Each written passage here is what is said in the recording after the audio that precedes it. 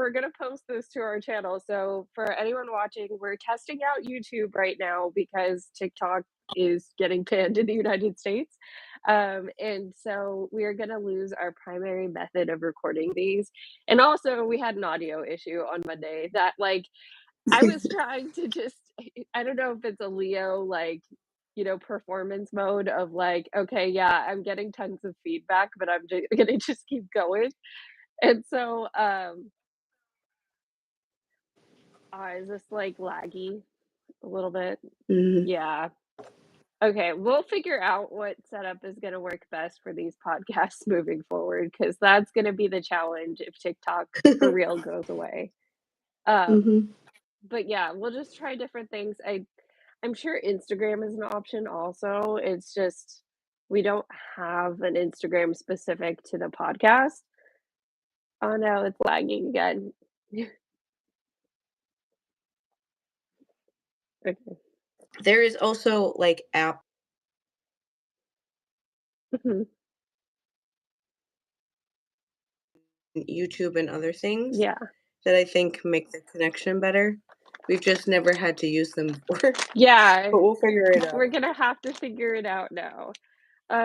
Yeah. So we thought since we had the audio issue and we need to test things out anyway, we'll talk about the section of Epic that we watched for the podcast again. Mhm. And this is primarily having to do with the Circe myth. So the songs we listened to were everything from Puppeteer to There Are Other Ways. And that takes us basically from the point that they arrive on, I want to say Circe's island is Aiea or something like that. Mhm. And then they, to the point where she's like, you know what, I'm going to help you guys out. And there's a pretty big change, like a pretty big flip in the story that we talked about. So, yeah, we'll start off with Puppeteer, which is where we have Eurylochus, who's one of Odysseus' crew members, once again kind of questioning him, but Odysseus ignoring it and Eurylochus just kind of letting it slide. Um, Part of me wonders what he was even gonna say. Yeah, I was wondering that too. Like, what was he noticing exactly that was weird that he wanted to tell Odysseus about that he ever got to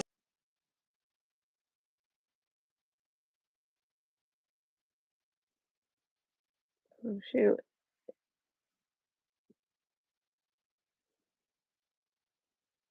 pick Mhm. if it comes up around where he Yeah. got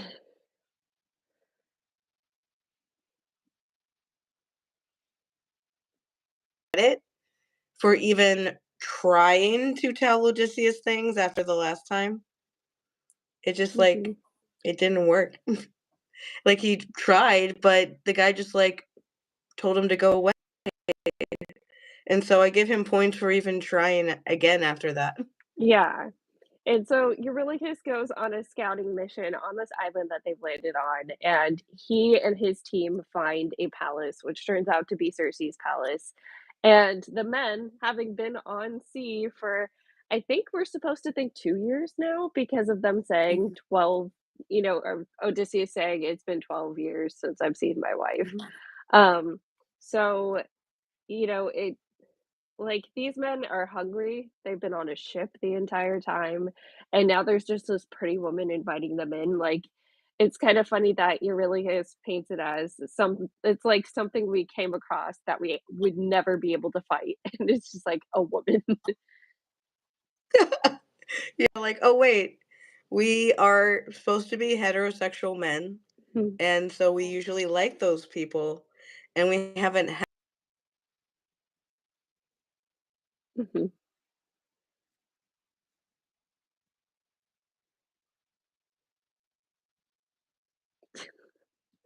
Yeah.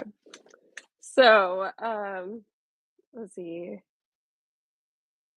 What is interesting about it is that it goes exactly like the Odyssey in this section where Eurylochus, um, he tells Odysseus what happens. He's extremely upset, um, and he basically wants to leave everybody behind, but Odysseus is like, "I'm not leaving them behind.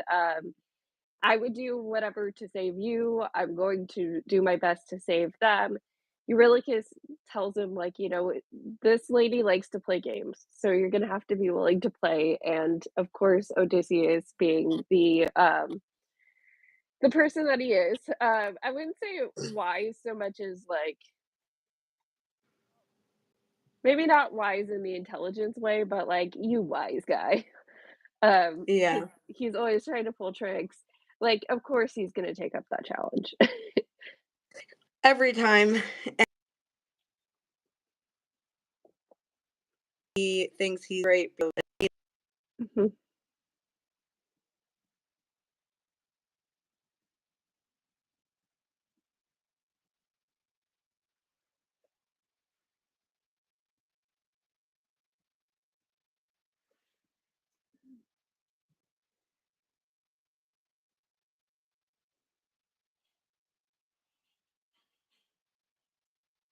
it does accidentally. Like he's just kind of there and is like, I just really want to see my wife again, and that somehow works in his Mhm. favor because he's talking to a Yeah. woman this time. So we would appreciate seeing a man do something like that. Um but he definitely has to like pump himself up, I think, and is like, yeah, I can do this. I Yeah. can save everybody. I don't want everyone to be like a pig. Let me figure this out. The connection issues keep coming up, so we'll see how this recording plays back. We're definitely gonna have to look at other options, though.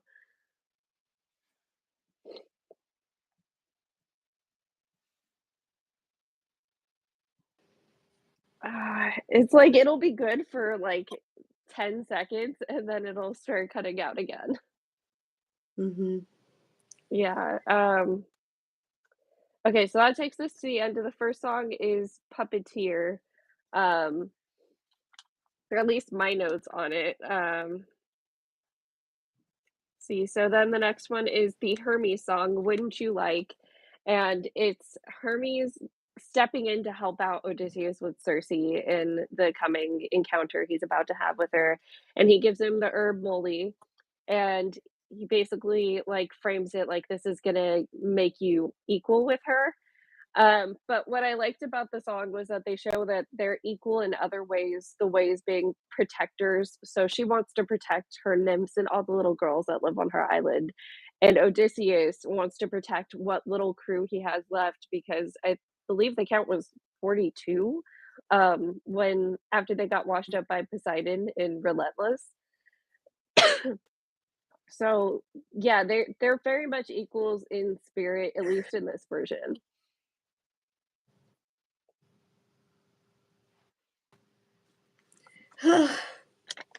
Let's see. Are we up to where Hades starts Hades where Hermes starts doing his stuff yet? Because that's all I can think about right now. Well, yeah, we were just talking about the Hermes song, so wouldn't you like? Okay. I always like talking about this song because Hermes is Yeah. he's like a teenage boy Mhm, with how he's um like he's giggling and he's like moving his fingers like and he thinks it's like so fun mhm, to be like warning Odysseus about what Circe is like, but not really. Like nowhere is in there is he like she's gonna get naked and try to have sex with you, but when that's what's going on, but and it's like he's like giggling about the fact that he's not telling him that like the most important the most important thing, of course, because I think he thinks it's fun to see like what Odysseus will think by like a naked girl mhm, just all of a sudden just being there. And it's just funny like thinking about this version of Hermes mhm. because the Percy Jackson version of Hermes is so different Yeah. than this version of Hermes. Like the Percy Jackson version of Hermes definitely is mischievous is the word, and a Mhm, lot of his kids are mischievous in that way where they like to play silly pranks and things like that, like the Stoll brothers are like stealing things from convenience stores during like the huge battle when Mhm, everybody's asleep in New York City because they can. Like literally that's the only reason they're doing it is because why not? So they're still like chaotic like this mhm, version, but the Percy Jackson version of Hermes is so like obsessed about Luke and has so much um like weird regret or like shame or something to do with that it like stops the like more silly side of him mhm. and you just get mad at him all the time because you're like wow your son is horrible but you're running around the world trying to tell other kids that they should fix your kid when you're the one who can fix your kid. Mhm. Like, it's you, bro. Like, you fix him. Like, Yeah. it's your fault. But he won't do it. And so it's fun to see, like, almost this almost feels like seeing Hermione's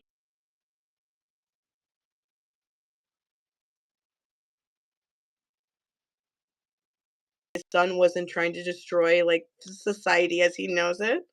Yeah. And it's really fun, but I'm, like, trying to think of other versions of Hermes out there, but I don't remember, other Greek mythology, like, how they depict him, if it's in the similar way or not. I mean, the story that's emblematic of how goofy and silly he is I think him stealing Apollo's cattle at a day old. Just purely for his defense. When Zeus has them both together, he's like, "You guys are brothers, let's work this out. Did you steal the cattle?" And Zeus is like, "I'm literally a baby. I don't even know what a cow is." Like, even though he did it. And he did. Yeah. And he did steal the stupid cattle the entire stupid time, and he was just, like, seeing if he could get away with lying about it. Um, that's very much the energy of epic Hermes. I know that I have seen TikTok videos of the actor who play or actor/singer who plays Hermes in Epic, but I especially when we're watching it, I try not to watch anything to do with Mhm, Epic anymore right now because it weirdly feels like spoilers. Like, yeah. can you spoil something that was written thousands of years ago? But at least for me, it feels like I'm spoiling myself by watching that stuff right now. Um, so I haven't like paid attention to him, but I know that he's like very silly and goofy and things like that. Just in Mhm, like the tiny little clips that I've seen of him on TikTok, the way that he presents himself. And it's kind of like a nice little break in mhm. this story. How last week Poseidon was like, "I will murder you in your face," Yep. and still wants to, and everything is, like, just very serious, like, he's trying to get back home to see his kid and his wife, and everyone is dying, and all these crazy things are happening, so it's a nice little break for Hermes to show up and just giggle Mhm, and be like, "I think it's funny that you're gonna have a naked lady talking to you and you have no one and I'm not gonna tell you about it because I think it would be funnier to watch you squirm than to actually yeah. tell you about it." And I read somewhere that I can't remember where I saw this, probably on TikTok, but that in the original, like, myth of it, that Hermes warns Circe Mhm, about Odysseus coming too, yeah. and so he just likes he's like that person that, like, lives for the drama. Mhm. Like, you know that person in, like, high school or whatever that goes to everybody and is like, "Oh, so and so said this about you." And then the person is like, "Oh my god." And then they go to the other person and they're like, "So and so said this about you." Mhm. And everyone, like, 5 years later talks and they realize that that person was the one, like, causing all the Yep. yeah, that's Hermes. And honestly, that makes sense considering what Luke is like. Of course, it's a Hermes kid that ends up causing all those problems in Percy Yeah. Jackson. Yeah, well, like, it is true. It's in the original Odyssey, it comes much more like him setting them up on, like, a booty call, because in the original Odyssey, it's the exact opposite of what ends up happening in the next song, or the next 2 songs anyway, "Done For" and, "There Are Other Ways." So what Hermes tells him is like, she's gonna try to poison you, she's gonna try to turn you. It's okay, you know, I gave you this herb, it's not gonna work. So then she's gonna draw her wand at you. I want you to draw your sword. You're gonna go like you're gonna stab her. She's gonna want you then, and like you have to go with it, bro. And before you do, make her swear she's not gonna hurt you guys anymore. And so Odysseus goes through with the plan, it totally works. They end up laying in bed together, so to speak, and, afterwards, when how he gets the men free in the original version was he's eating with her, and they're sitting down enjoying their meal, but he's, like, not really eating, he's playing, pushing his food around, and Cersei's like, "Why aren't you eating?" And he says, "How am I supposed to eat when I know my men are out there still pigs?" And so, that's how he gets her to turn them back. And then the men all end up resting in on her island for a year, which is totally different from this one. It seems like they're gonna leave pretty immediately after getting changed back. Mhm. Yeah. I'm like, this version is much better just because they don't make him sit there and eat dinner with her. That's like a funny thing to imagine that she's like, "Why won't honey, why don't you like your lasagna?" And it's like, "My friends are animals that you turn into animals Mhm. outside. Like, am I supposed to enjoy food that you made when my friends are out there, like, crying for me?" Yeah.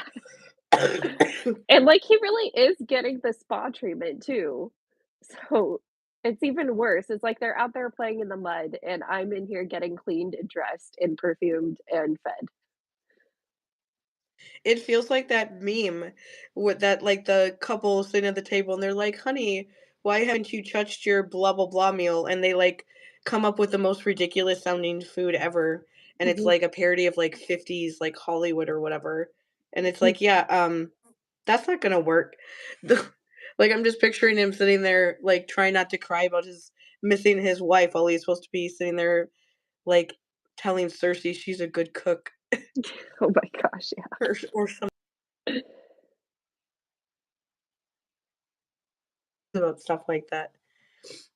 Um, but he's Yeah. at least supposed to. This version is much more interesting with how she just immediately um kind of goes with what she thinks will win every Mhm. argument against a Yeah. heterosexual man anyway, and it doesn't work. And then she's like, what is this? Mhm.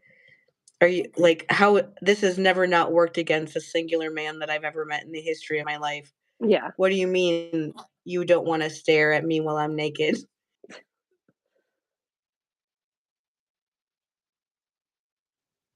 I'm thinking about my wife only. Yeah.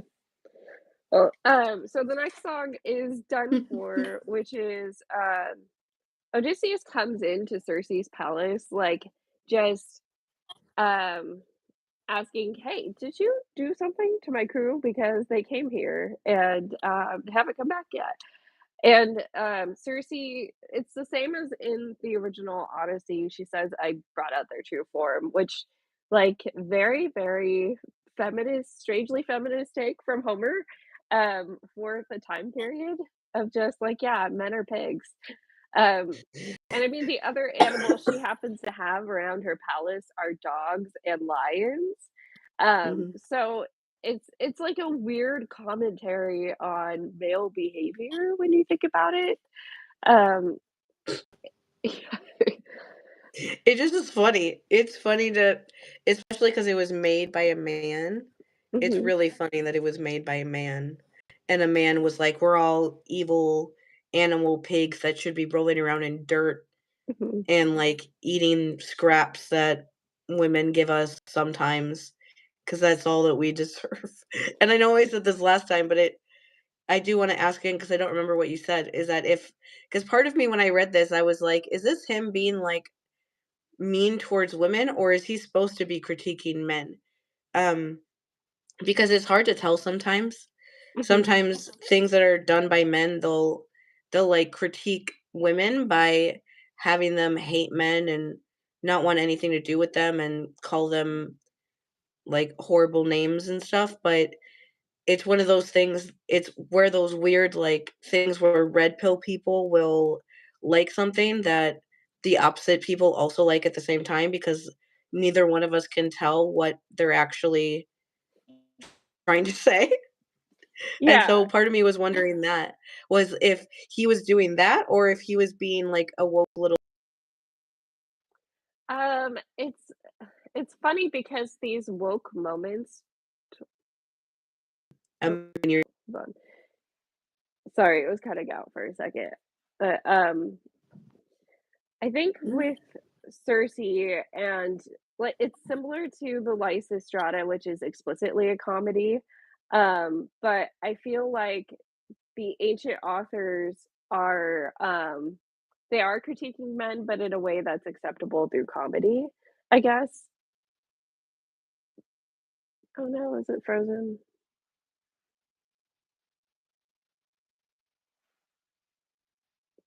Okay, but, I feel like the ridiculousness of making them animals, of making them, pigs specifically, an animal that's kind of I don't know, it's just, like, really silly to think about, and then the fact that Cersei eventually helps them, um, that she's kind of meant to be more of a positive figure here.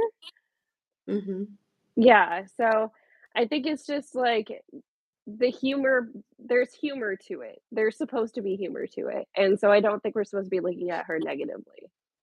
Thank God, Yeah, because I don't want, like, red pill thinking to be happening for this long, yeah. honestly. Um, Cersei is such a fun character. Mhm. Um, I know we talk about her a lot, like, we talked about her when we read the Sea of Monsters book. We still don't know who's playing her in the show, Yeah. and they probably unless something completely insane has happened, they've definitely, like, filmed whatever scenes with her by this Mhm. point, and so it's interesting that they haven't told us who she is yet, um, and when we find out her again Mhm.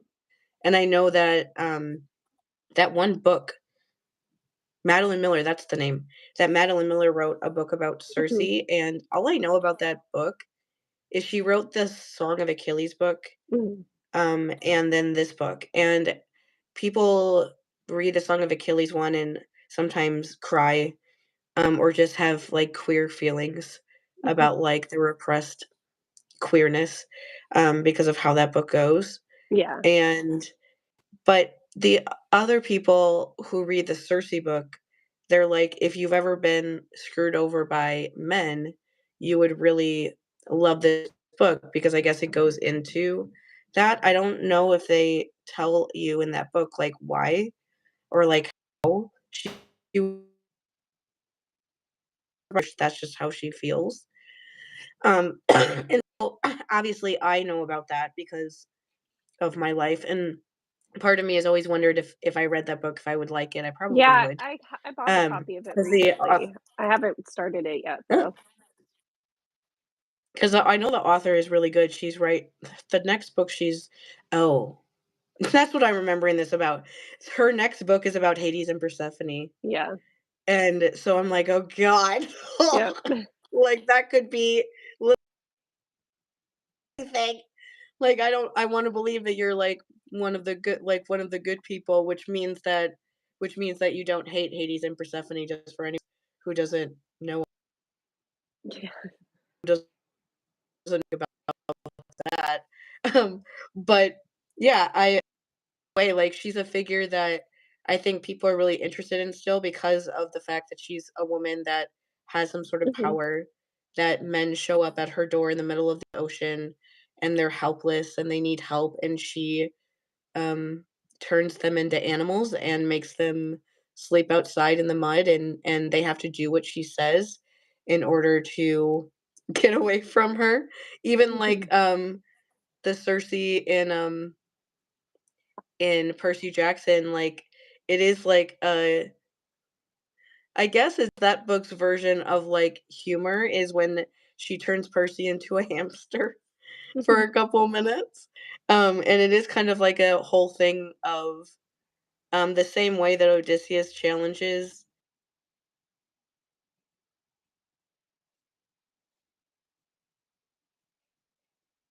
her, where attractive in the way that she is or whatever. Mhm. Like when she's like, "Don't you want to be beautiful?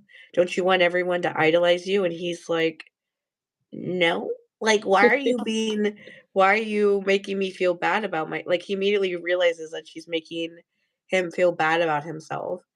Mhm. And so he's like, "Why are you making me feel this way? And also, why do I want to make you happy?" Mhm. Like that was one of my favorite parts about that part is Percy realizes that he wants to like please her and he's like, "Why do I want to please her? Like I don't even know you. Why do I Mhm. feel this need to like make you happy?"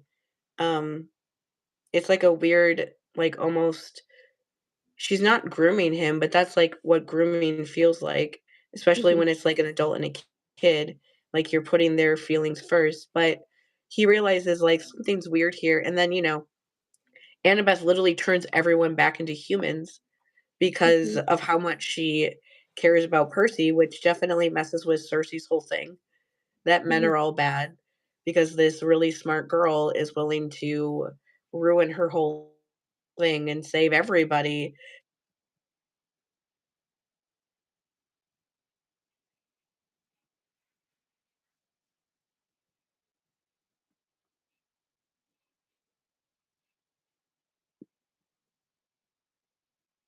Mhm.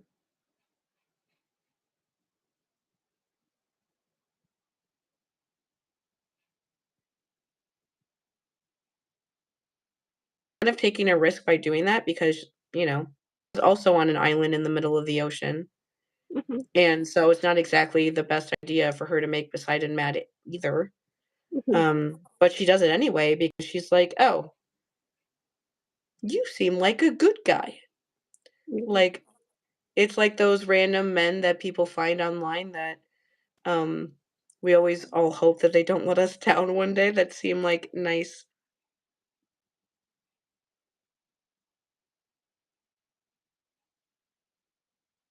In this case is going to be around dead Mhm. people.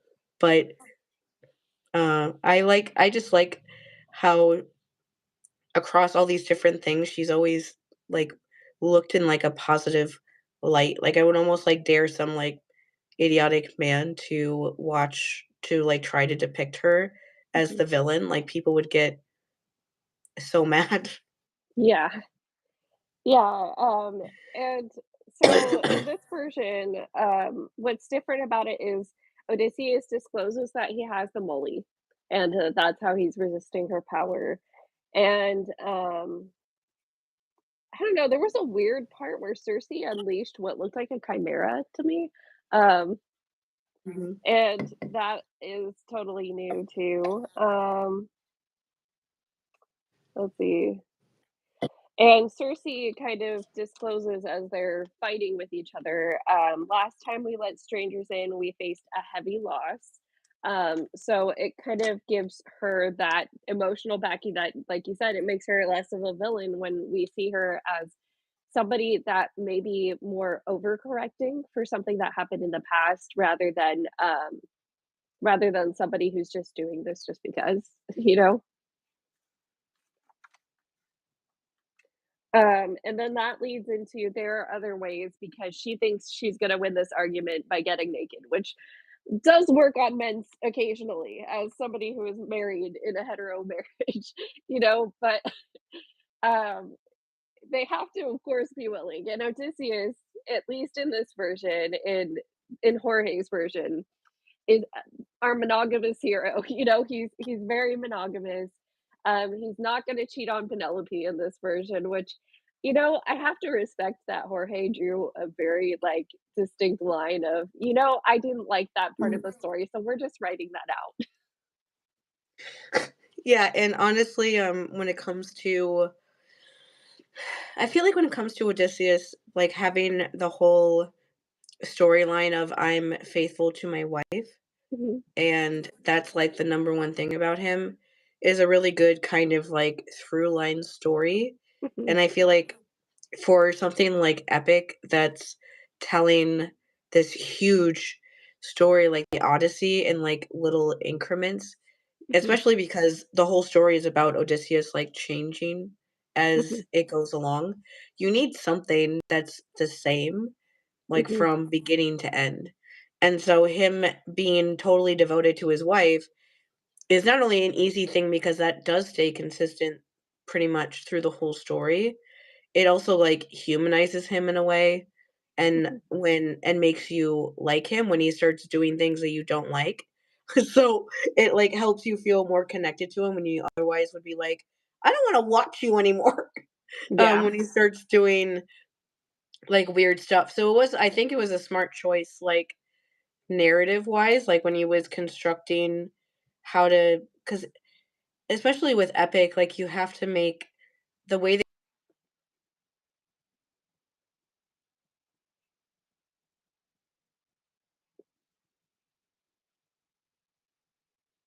mhm,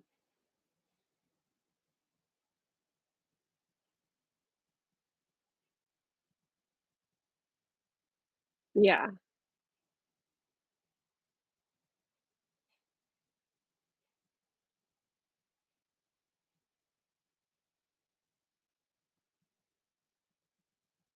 mhm,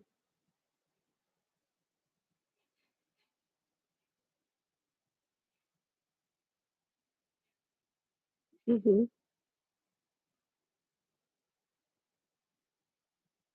yeah,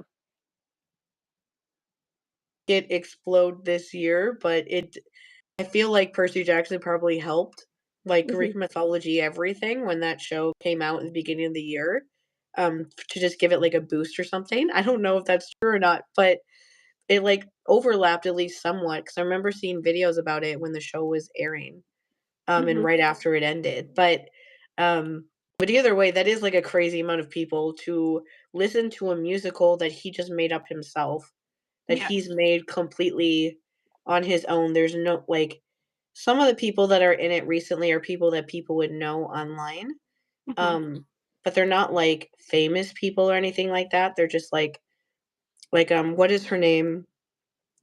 I might pronounce her name wrong.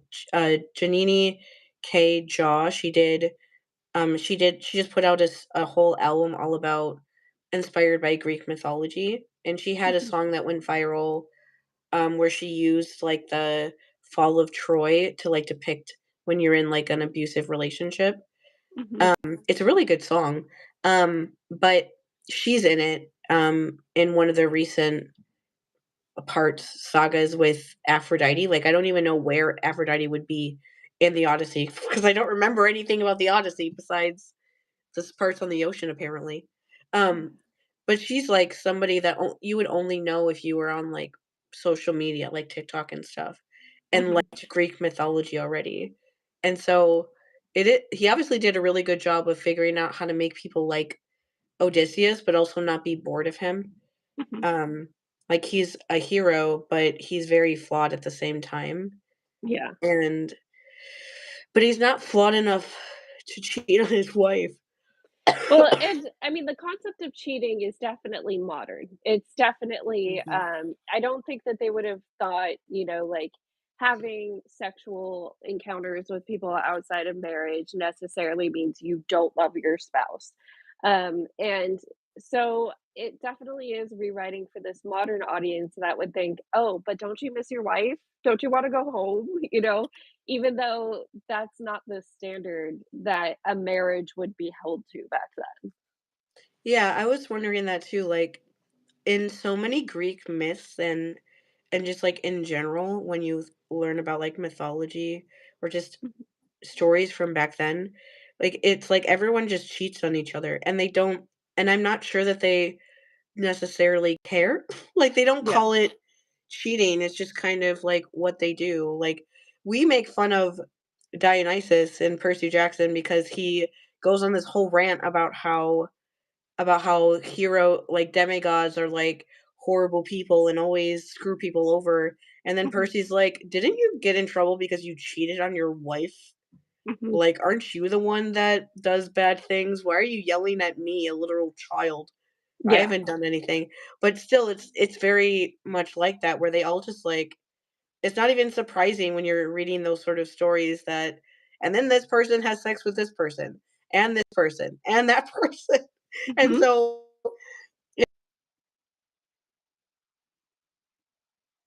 like, in a modern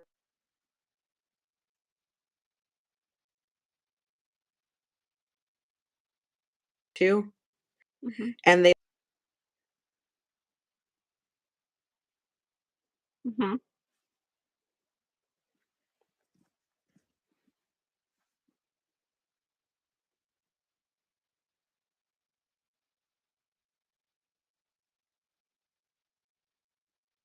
that maybe they probably, if they were, like, a normal dude and was, like, bouncing around with all these other girls or something like that. That's the only way I can assume. I don't care about that stuff. I'm just glad there isn't that much of that because that means I can ignore most of it. Yeah.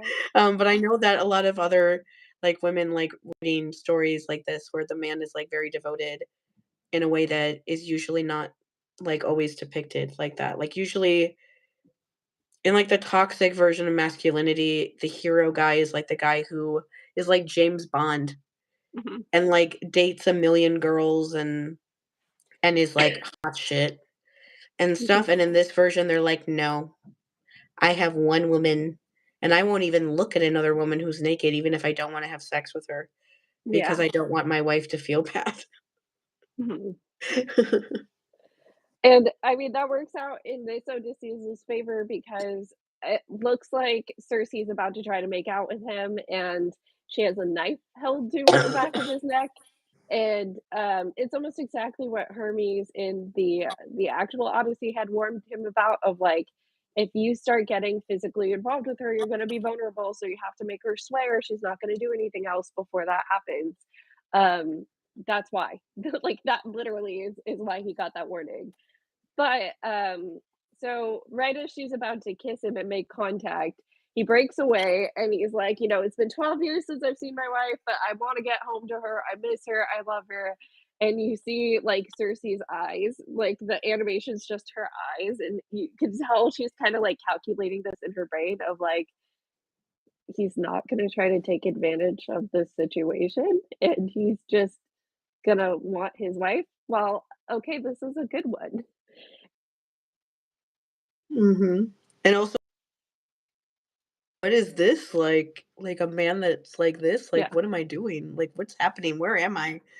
That I somehow found a man, the only man on the ocean probably she's ever met that actually feels like Mhm. that. Um, the one thing I wanted to mention about Cersei that is just me being, like, super petty, but I don't care, about how people compare on, TikTok, there were people who, when I posted some videos about the epic song that came out about Calypso Mhm. and pointed out, like, I the thing about that video that I always think is so funny is that I didn't say, like, "She definitely R-worded him." What I said was, like, "This is what she did in the mist, so this song is her, like, trying to manipulate him, Mhm. like, emotionally manipulating him." And somehow that caused all these people to argue with me about whether Odysseus was sexually assaulted in Epic or not. And I'm Mhm. like, "That's not even what I'm trying to say here. I'm just trying to say she's not, like, this song is really manipulative. Don't, like, take it at face value, I guess, or, like, really think about what she's saying Yeah. in this song." Anyway, some of, like, the people who defended Calypso in those videos, that's still people still, like those videos, which is so funny to me because Mhm. I posted them a while ago. Um, they tried to say that, "Oh, Cersei does the same sort of thing to him." and I was like, "I can't argue this completely because I haven't seen listened to Epic," and that was, like, the main reason that made us do it was because people Yeah. your opinion doesn't matter, and I was like, "Fine, I'm gonna watch it now." Just to, like, tell you definitively what my opinion is after you told me that I'm not allowed to have one. But now that we watched it, Mm,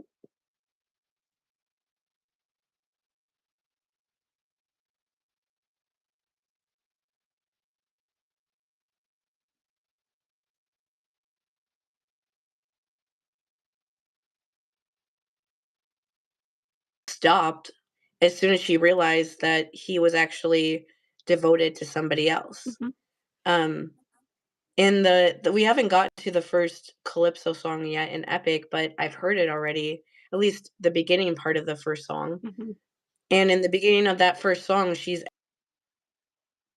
like, saying mhm,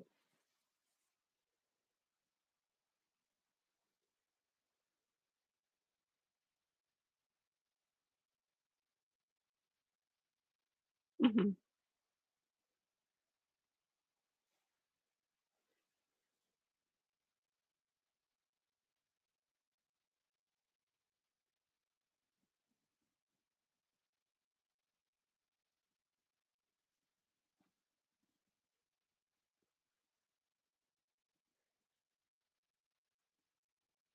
she does, and I think it is funny that people 'cause that's the only thing they have in common, Yeah. is that they're both women, They're both but women on Calypso is islands. very different.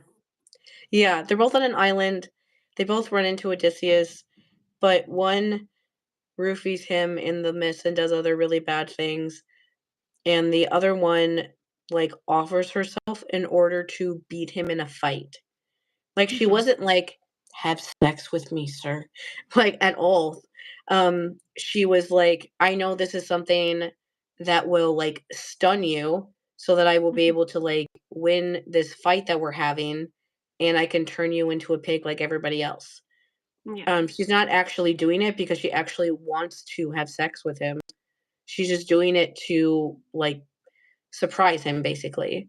Mhm. But, like, Calypso really wants to have sex with him. Yeah. Like, really, really badly.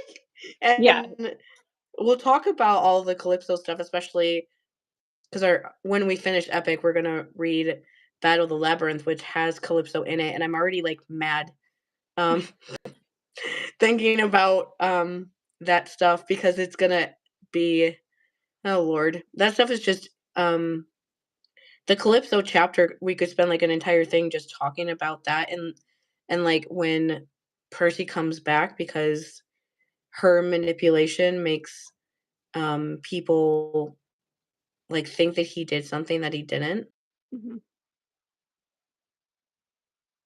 and the book understand what's going required and just the books in general of putting little things in there if you know, like, the original mhm, myths and stuff. Um, that's one that he does a really good job with, like, he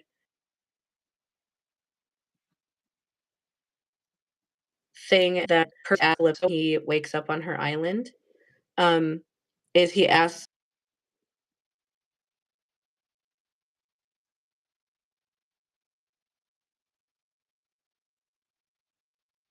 mhm,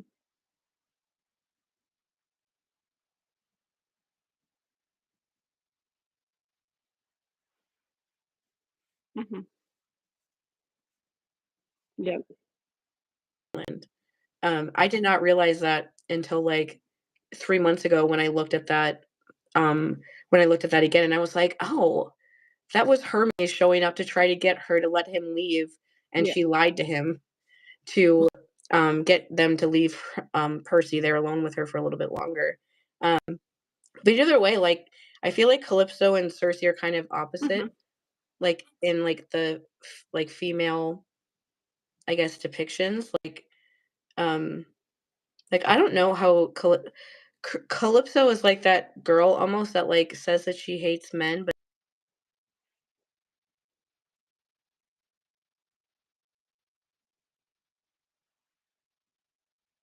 that's all she Mhm. does, is try to find a man that will consistently have sex with her, pretty much, that doesn't wanna leave or doesn't have somebody else and or something,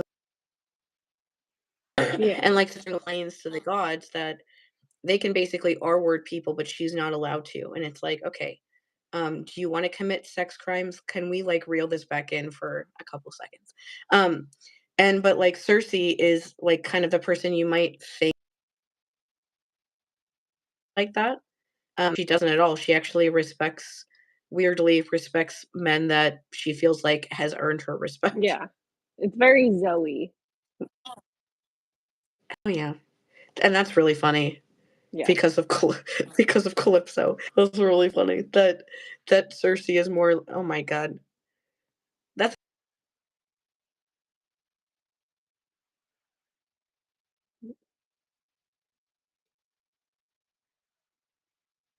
Percy Calypso right in the head because Mhm. she would hate what she was like, and it's like, "Why are you alive?" And, Zoe is not. This is very annoying and stupid.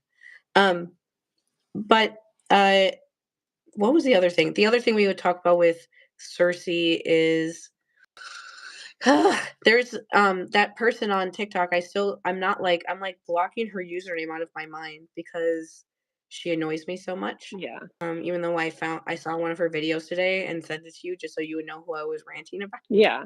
Um, but there's someone on TikTok that recently caused, like, a whole thing, as people do on TikTok sometimes when I feel like they get too bored or something, I don't know. But it got her a lot of attention and made people think about her account because her account is essentially somebody who, um all of her videos are about how she hates men, basically, Mhm. and how men are, like, less than and men are bad, and her whole account like, she herself says on her account that the whole point of her account is to talk to women, like, straight women that are in relationships with men to, like I don't know, she almost acts like she's, like, waking women up to, like, their realities of men or something, Mhm. and that she has to be the one to do it, and recently, she got critiqued because she was being ridiculous about how she was doing that, and, people someone just pointed out that, like, you can't say that you're, like, decentering men, aka, like, not making men, like, the thing that you think about a lot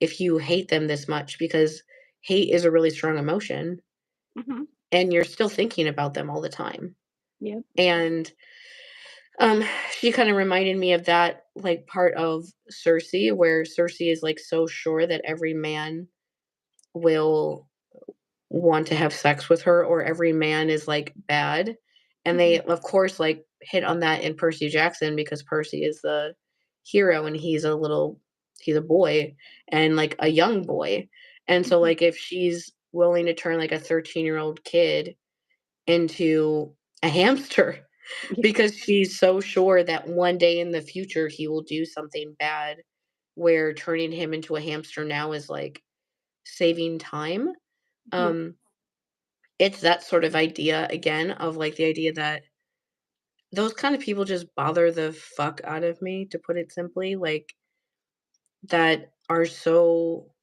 aggressively gendered, and Mhm. I don't know that they understand how gendered they actually are, because I feel like they think that they're, like, woke about Mhm. stuff like that, but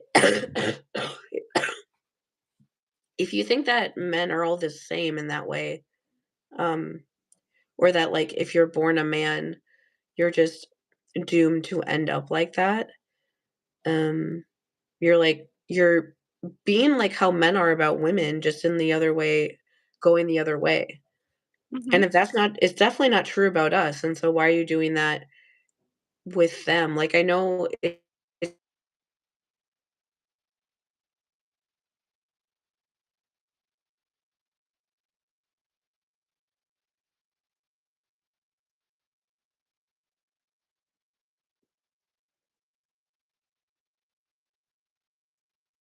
Mhm.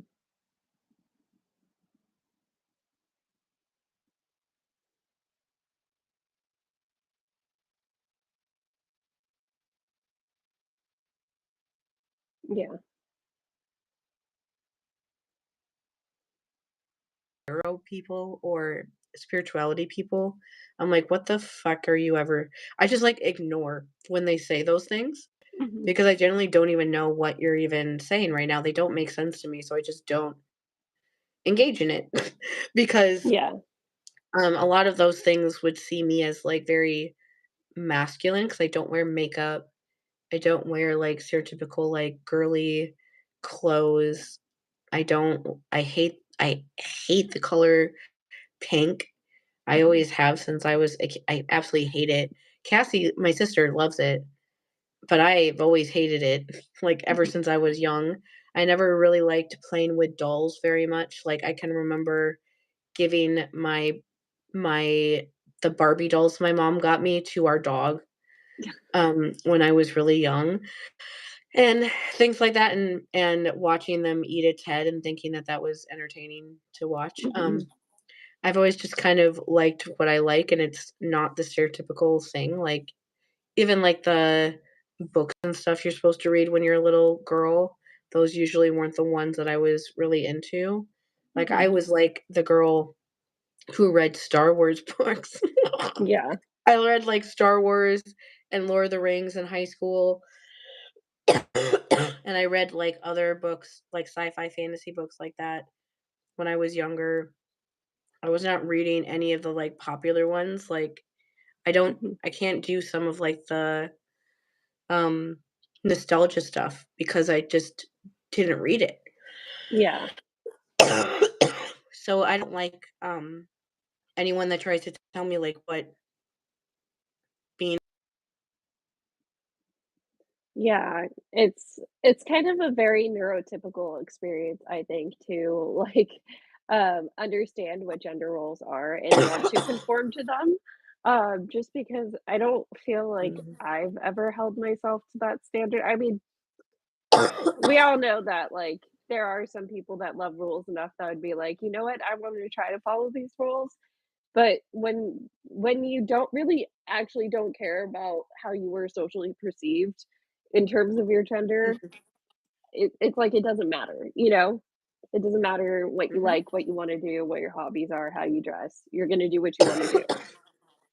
Yeah, and I feel like, I don't know if this is true for every, like, neurodivergent, whatever, range person, because that's such a different there's so many different things that fall under that umbrella, Mhm, but I feel like a lot of us, like, just do that, like, we just do what we like, but then people get mad at us. mhm, And so sometimes some of us, like, trying to fit in because we mhm. just wanna, like, fit in with everybody, we just want everyone to leave Yeah, those weird things where I feel like all these videos sometimes online of people, like, something, that's mhm, like, when people online talk about decentering men, that's what a lot of the stuff they're talking about is like, "Oh, I wanna find my own, like, clothes or, like, makeup or whatever, or, like, just interests that I have that where I don't think about what men will think about it," mhm. and I think that is really weird because 'cause I've never done that before. Yeah, Like, when I like things, I just like them. My brain is just happy when I think about it, so I keep thinking about it and or doing it. I never have thought about, like, what will a man think about what I'm doing right now? I don't fucking care. Like, I remember when I was in high school, when I was, like, 15 or 16, like a sophomore, and I was in mhm, gym class, one of the, like, popular girls on the way back to, like after we were, like, after we changed back into, like, normal clothes, we were walking down the hallway, and she stopped to, like, wave at, like, her boyfriend in another class. mhm.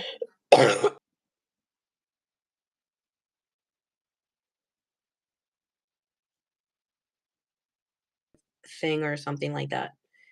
And so she was saying it in a way of like, "Oh, he's annoyed because I wore this to school today and he doesn't like this shirt," or something like that. And she was and it was just like a very offhand comment, but for someone like me who doesn't do like romantic relationships or anything like that, I remember going home and like telling my mom about that and just being like, I don't and saying it in a way of like, I didn't like that. Like, I don't like the idea that she wouldn't wear something that she likes just because her boyfriend doesn't want her to wear it. And Mhm. my mom tried to explain, like, how that's, like, a thing in, like, relationships, and it's not that they're trying to, like, control the other person, but it's just you just, like, keep what the other person likes in mind because you like making them happy, not in, like, a bad way, but just in a way of that's just naturally what you do when you're in a relationship with another person. And that Mhm. still doesn't make complete sense to me even now, and it definitely didn't at the time. I was just like, "I still don't get it. I accept the Yeah. fact that you're telling me this is how it works, but that just doesn't make sense in my mind." But that's also the total lack of sexual attraction. Mhm. That's how that happens. And and, like, in real and, like, how that actually happens, like, I just don't care about that. Like, so it's just weird to think about that idea of, like, how you that you prefer what the person looks like or something like that, or, like, Mhm. what they dress like just because you like what they look like when you wear it, and it's like, I just don't think about that way because I don't have any attraction like that, and It so yeah. that's just, like, the last thing that I think about because I don't care, and so, like, it's just weird to me, like, I wouldn't think about somebody as, like, anyone in my life, like a good friend or whatever, and I wouldn't think about that. I'm like, "Yeah, that's just the clothes they wear, I don't care." And, Yeah. like, yeah, I'll say, like, if I like what you're wearing or I think that it's cool or something, and things like that, like, I always tell you about your how cool your hair looks because it always Yeah. looks really cool once you get it dyed, and, like, some of the stuff that you make is really cool, and I tell you that stuff. But it's not like a thing of like, "Oh, I think you look good in it." It's like, "I just think this looks cool." Yeah. Um, this is just, like, how it being asexual actually is. I get annoyed by how people talk about us sometimes. People talk so much about how we don't wanna have sex, and that's, like, the only thing anybody knows. Everyone's always focused on the sex part of any other identity. Mhm, Yeah, well, I would say the healthy version is what your mom said. It's like keeping what the other person says in mind and not in a mhm, controlling way, but from experience, a lot of people are doing it in a controlling way. It's very much like, "I don't want you to stick out. I don't want you to show too much skin because I possess you." Or like, "I don't want other people to perceive you."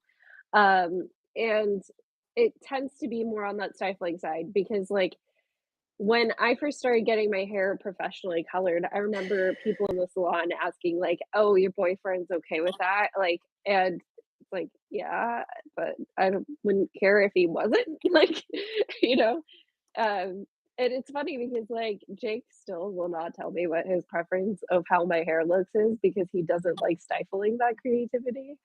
mhm. So, like, I don't even know what he likes best that I've ever done. He's just like, That's "You know what?" probably good. Yeah. That's good that he I feel like he probably likes or, like, enjoys just seeing whatever you come up with anyway. Yeah. Um, but I guess the thing to talk about this stuff is especially, I've noticed with calypso, like, people who really like calypso, Mhm. that they get, like, very gendered in a way that is, like, very close to being like JK Rowling one day, Mhm. um, because they like, every calypso person that's argued with me that I just, like, go back and forth with because it's like, you're missing the point so much that I'm almost, like, entertained by Yeah. how much you're missing the point right now, um 'cause they usually just kind of go away at a certain point, or they make 6 videos about me, and then I block them because they scare me because of how many videos they just made about me where they say that I've said something that I never said because they gotta turn me into a bad person, I guess. Oh my god, that was weird, but either way, they're very, like, gendered in the way that they end up always saying that they don't think that I'm an abuse victim, which is so funny. Like, out of Mhm. everyone in the world, you're gonna say that to me, um, they say that because they think that I have to not understand abuse or whatever because I'm standing up for Percy instead of Calypso. And so the only reason you would ever say that is if you are so gendered that when there's a 14-year-old, like 8th grade child that happens to be a boy, you think that he's the wrong one or the bad one just because he's a boy. Mhm, And that's literally what it comes down to is they think that Percy's in the wrong, that he's responsible, that he should have saved Calypso, that she has every right to be angry at him and things like that. Um, they're holding like the victim of all these different abusive people in his life more responsible than the adults because he's a boy. mhm, And it's so weird to see people doing that so aggressively where they end up calling me a misogynist because I'm mhm. defending him, and it's like he's a child. Yeah. I'm defending him because he's a child. Like, Mhm, I am always going to choose defending children over literally everyone. mhm, Like, that's they're children. Like, society doesn't treat them the way that they should, but they're the most innocent people out there. There's You should always be defending them. And mhm, so, like, it's just so weird to see people get so caught up on gender roles that they think that Calypso has to be the victim because she's a girl. And the mhm, idea that a victim could be a boy and that the victim of a could be a boy that's being victimized by a girl is mhm. just like something that they couldn't even entertain. And that of course is very I think it's easy to see how that connects back to being a turf and like JK Rowling and having those like very bigoted sort of beliefs because the whole thing with JK Rowling is that she was hurt by a man and she thinks that trans women are trying to be men in this very overly dramatic and convoluted idea that like a man would change his gender expression just to be able to have access to more women when men Mhm. can have access to women all the time. They don't have to do anything Yeah. in order to get more access to women. Um, that's like where her craziness started from. And when I see those Calypso people pop up, I just feel like I'm like watching somebody who's gonna be a turf in like 2 years. And I don't know how to stop them necessarily besides just trying to point out over and over again, you're victim blaming a 14-year-old child. Would you talk to an 8th grader like this in real life? Like, if No. you saw an 8th grader with, like, a 30-year-old woman, would you say that they were responsible for the woman being sad if they, quote, unquote, like, broke up? Like, no, you would be playing, like, the Law& and Order theme and trying to get that kid away from them, Mhm. but maybe you wouldn't if it was a boy, I guess. Yeah. Um, yeah. I mean, we do see some of that happen in real life with, like, creepy teachers, unfortunately, where, like, I can't remember because I'm sure I saw it on Reddit, which, like, is Reddit even real sometimes? But it was, Yeah. like, a teacher very recently of, she was caught having a relationship with a student, and the dad knew about it and wasn't doing anything about it, so I think he might have caught a charge too. He better. Yeah. So, but yeah, it's very much a weird, like, sex is seen as a manly conquest kind of thing, Mhm. and, even though, like, they want women to be these perfect little virginal things, it's like, okay, then who do you want the men to have sex with? Because, like, this isn't adding up at all. But, Yeah. yeah, to bring it back to Circe, the difference between her and Calypso really is ultimately in that Circe can be convinced to do the right thing. She can be swayed because she not only helps Odysseus with the next leg of his journey, which is how do we atone to Poseidon so that we can make it home? And she sends him to what is the most powerful seer in mythology, I think, Tiresias, who, like, I'm sure I can talk a lot about next week. But like so she helps him. She helps out Jason and the Argonauts, Mhm. where, she purifies Jason and Medea after they murder her brother and, helps send them on the next part of their journey as well. So, it's hard to see her as, like, a bad figure, whereas Calypso, like, yes, she kinda did help Odysseus leave her island, but she had to be told to, and it was very much like, "Here's the bare minimum, you have to build your own raft, here's all the tools." Like, Mhm. yeah, and then I'll give you food, I guess, but I know that bad things are gonna happen to you on the journey, so food's probably gonna get washed off the boat anyways. Yeah, she gives them, like, the literal bare minimum and doesn't even want to give it to them, Exactly. because she just is, like, trying and while they're, like, building the raft, she's trying to, like, guilt them into staying with her instead. Yep, Like, she obviously doesn't actually want them to leave, it's very obvious, that you can see, like, what she really wants in those situations, and they're just like, "Anyway, I'm gonna leave now, bye," and she's like, yeah, "But what about me?" And it's not like that at all, like, Circe reminds me more of what was I gonna say? This, like, weird thing happens sometimes with, like, men or, like, gender things with, like, people who talk about trauma stuff, especially mhm, online, is I feel like you can go, like, one direction or another, which is where, like, you talk about stuff that men did that hurt you a lot, and that mhm, makes you become that person that is constantly talking about how all men are evil and things like that. mhm, Or you go the other way, which is where you then, like, talk about how men hurt you, but then the more you think about it, the more you realize that other people around them that aren't men a lot of the time help them get away with that stuff, and they're just as important as the person who's actually doing it. And it mhm, just makes you look at each person individually because you realize it's not that easy.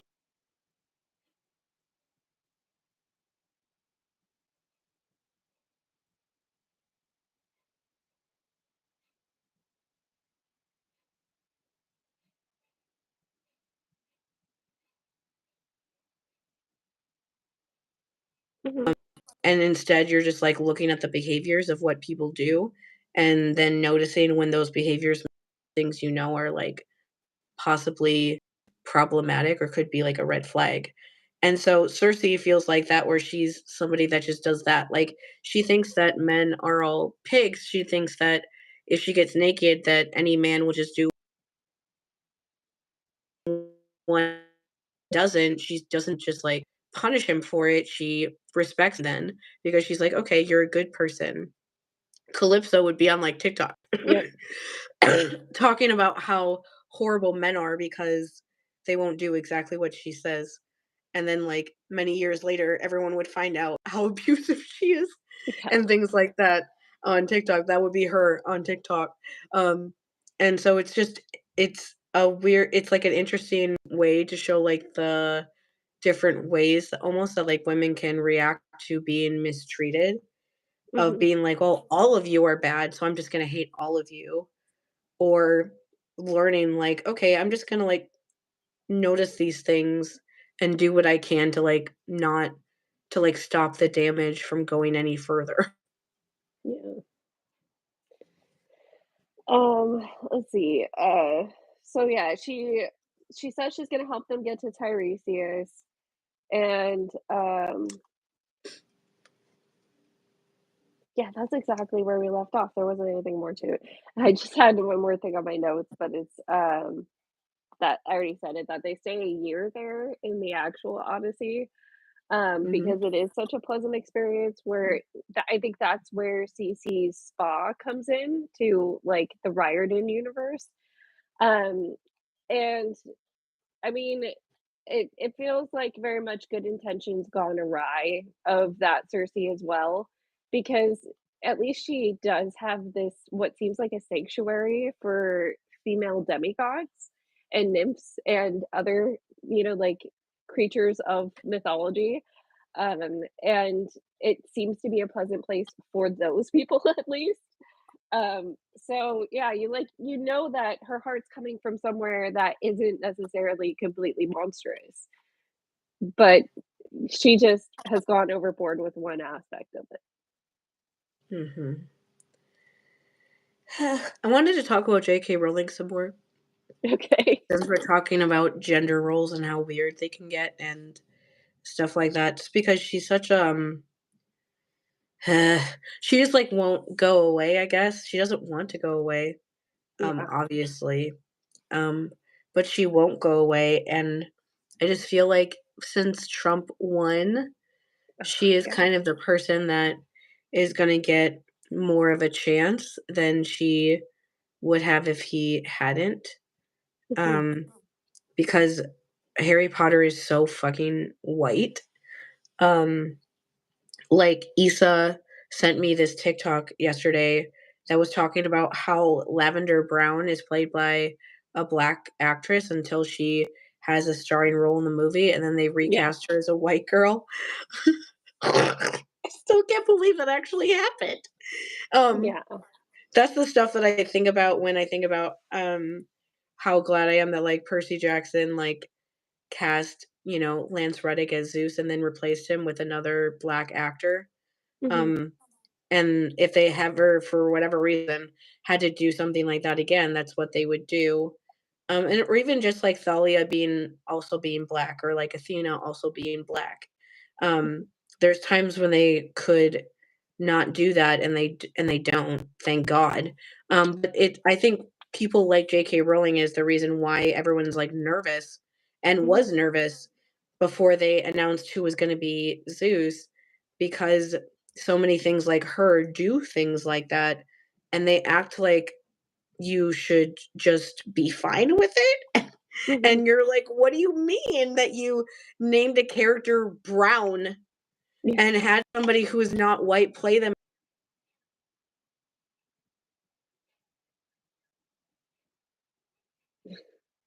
would notice? Like, what is going on here?"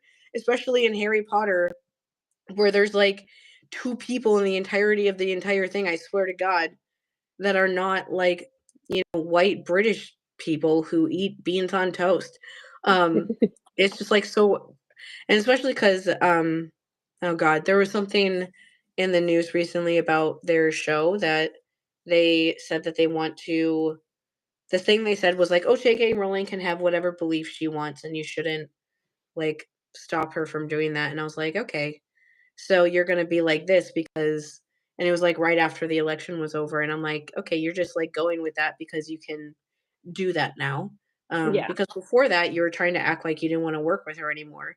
But now, since being a bigot is fine again, since one's gonna be president quite soon, now you're fine with her being a horrible bigot. And so, casting, like, rumors, I guess, I don't know, for the show that they wanna do on HBO for Harry Potter, which is just them trying to come up with a new cast that they can forced to have to interact with J.K. Rowling, because Mhm. they all would be fucking minors again, and they wouldn't be able to tell them no as easily, because all of the cast, except for Tom Felton, who's being like his character way too much, and a couple other ones probably, but he's the one that I remember, they still like try to defend J.K. Rowling and things like that. The rest of them don't want anything to do with her.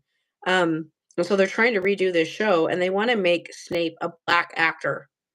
Yeah. And out of all of the main cast, like McGonagall and Dumbledore and stuff like that, it's the only adult that they want to make, like, not that was not a white person, was Snape. And it's like, I know what you're doing when you do that.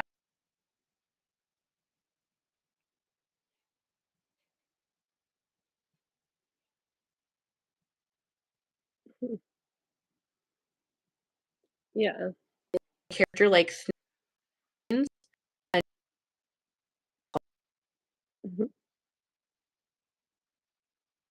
and uses a racial slur against her, and like is a freaking creepy weirdo about her for like the rest of his life, to the point that he bullies a child that he knows the entire time is going to die one day, and that the person who is going to help him die is like buttering him up for it, and he has no idea. He Mhm. knows that about Harry the entire time and still treats him like that despite knowing that that's going to happen to him one day. Just because Yeah. he looks like his dad and his dad was mean to him one time, and it's like, do you know how stupid you sound right now that you're so mad about James being mean to you one time? You joined a death cult. Like, you joined a terrorist organization. You tried to kill people, Mhm. and you think that you have a leg to stand on because James was mean to you once? I don't care. Like, I don't care that he was mean to you one time. You were mean to people every single day, many, many times. You tried to kill them. You Mhm. probably did kill people. And so to have like a black person being playing something like that is really dangerous for a lot of Yeah. different reasons. Like, the actor would get a lot of racial stuff from white Harry Potter fans, which is a lot of the fans that are left that still give J.K. Rowling money at this point. Ugh, yeah. And then on top of that, it's just like it feels like a joke in a way of like forcing a black actor to portray a character like Snape.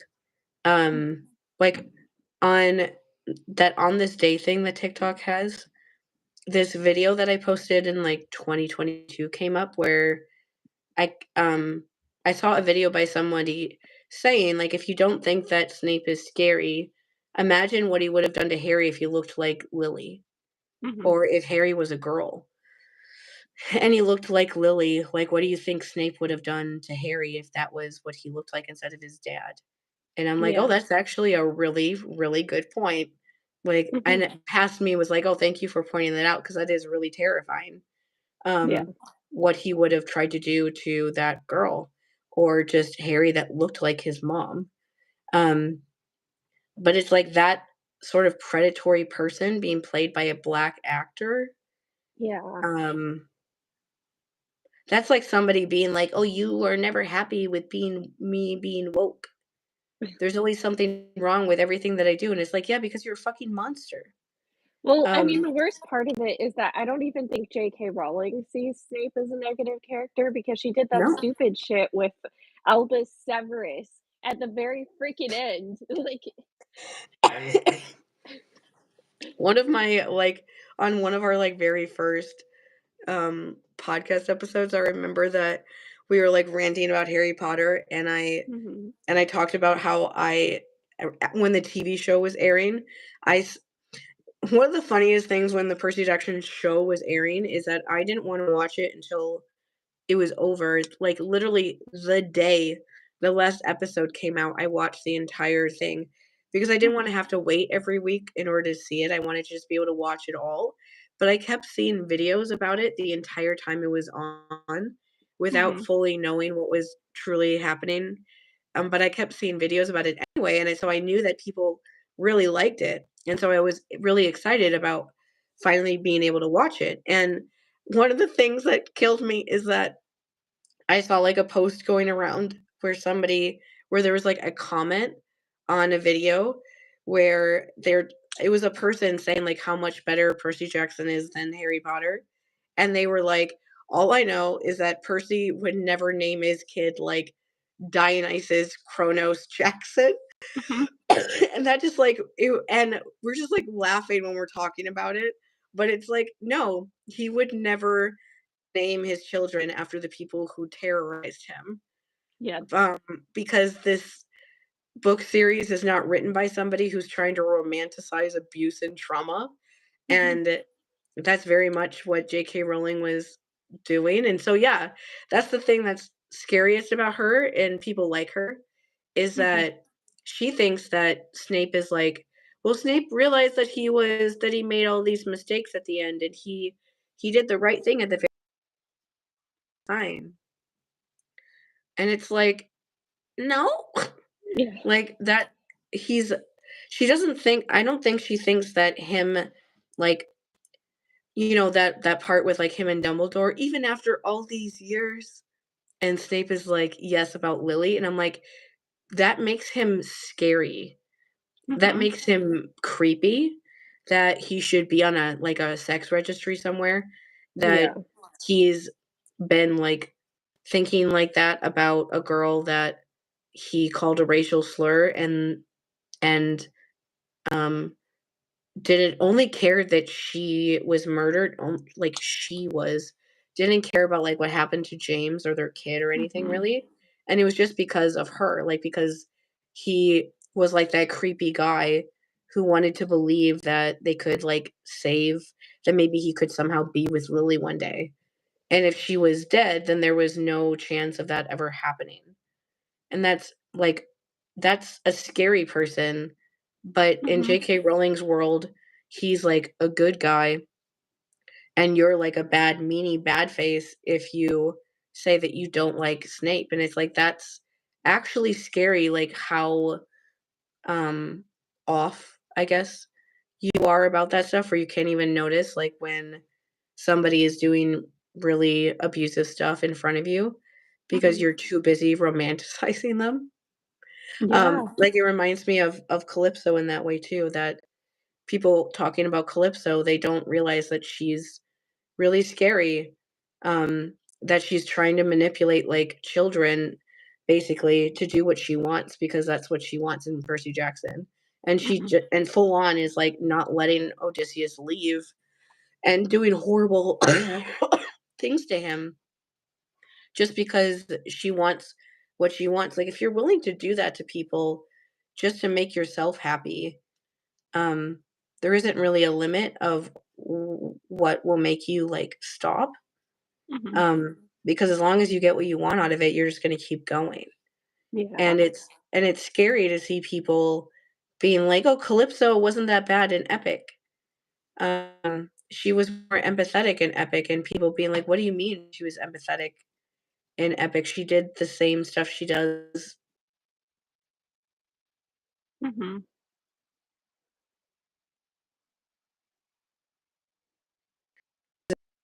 It makes me worry about things that people are doing where they don't realize fully what they're doing. And it's one of those things that I think people don't like to believe. I know they don't about like abuse stuff is that like sometimes people who are abusive don't fully understand that what they're doing is actually that bad. Mhm. They just they're just trying to get what they want and they don't fully get like what how bad what they're doing is.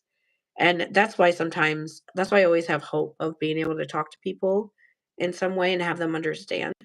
Um, because sometimes if you can get it through their heads how they've hurt somebody, even if it's not just you, sometimes most people will like once they have that like moment, they'll stop. Mhm. Um, because they realize all of a sudden like, oh my God, I was putting myself first so much that I hurt these people and I didn't even realize that I was doing it. Mhm. Some people realize that and they don't care, and that's the most abusive people out there, but a lot of people don't feel like that.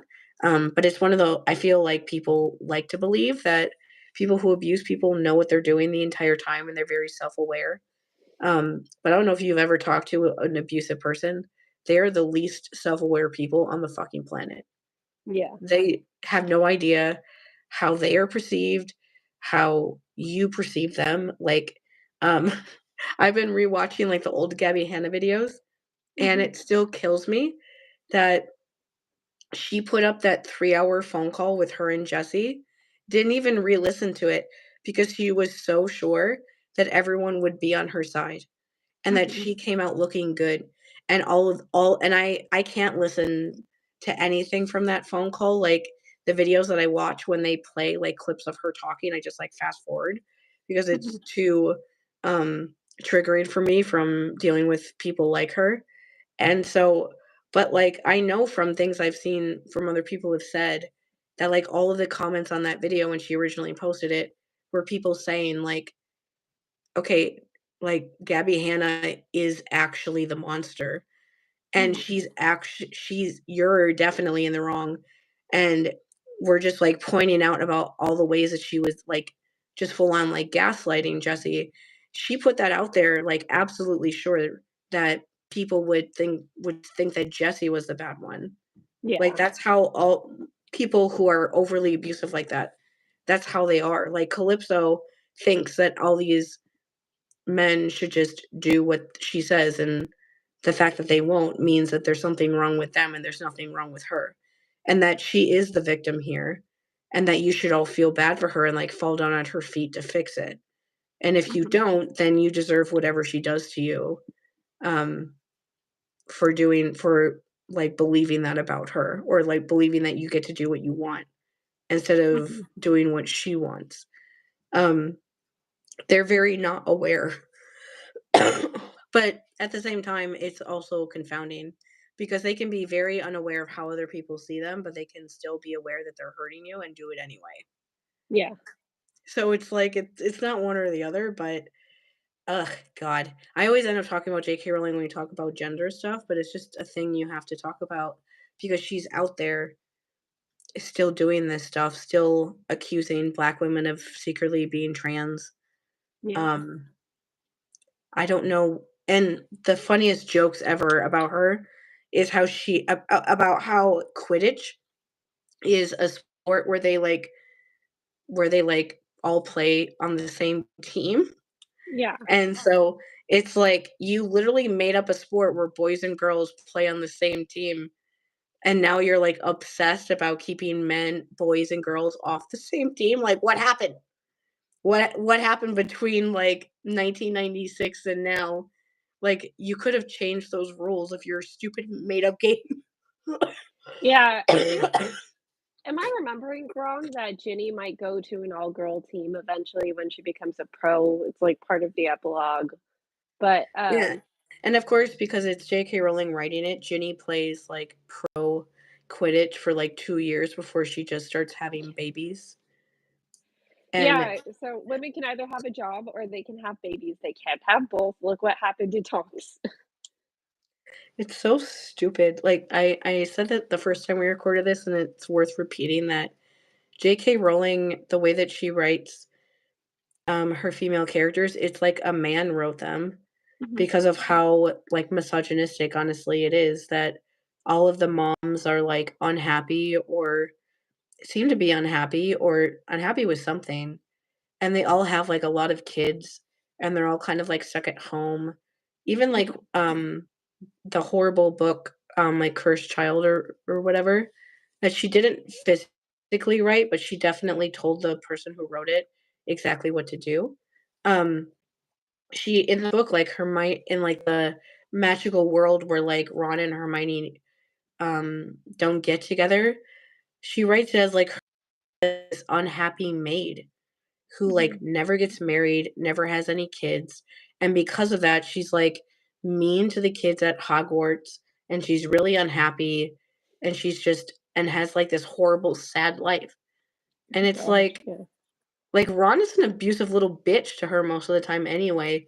But even outside of that, like you really think that somebody like Hermione Granger that is written as the smartest person Mhm. at Hogwarts would if she was married, she would become Minister of Magic, which is Hermione being the Minister of Magic is kind of scary actually, because of how black and white she can be about punishing people. Yeah. Um, but let's pretend like the nice version of Hermione would be in charge.